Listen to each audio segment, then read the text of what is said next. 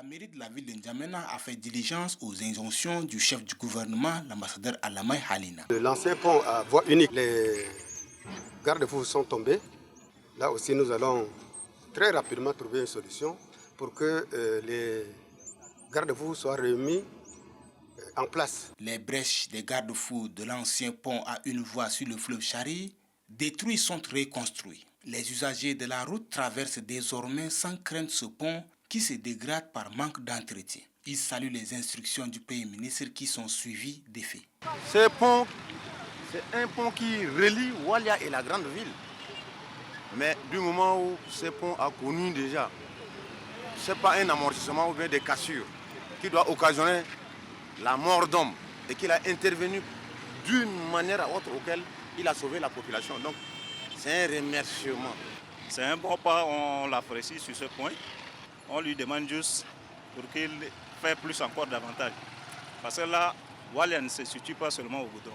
À part la lumière et les garde-fous de pont réalisés, il faudrait qu'ils viennent aussi vers le quartier d'Igangali, Ngeli, où la digue est en souffrance.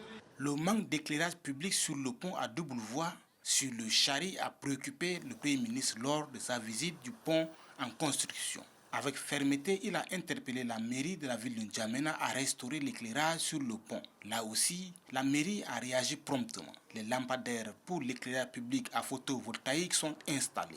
Point d'inquiétude pour les usagers à traverser ce pont de nuit. Les riverains du pont s'en réjouissent car l'éclairage dessert les environs.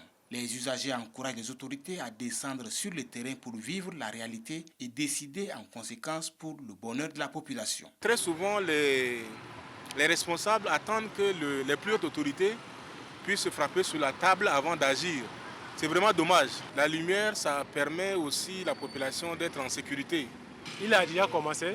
C'est déjà un pas, mais ce n'est pas encore fini. Il reste beaucoup de choses à faire. Le suivi régulier des chantiers par le Premier ministre est la preuve tangible de la préoccupation des hautes autorités du pays, de la qualité des ouvrages pour le bien-être des populations. La livraison du pont en construction prévue en mai 2025 est plus qu'attendue à l'entrée sud de la capitale N'Djamena.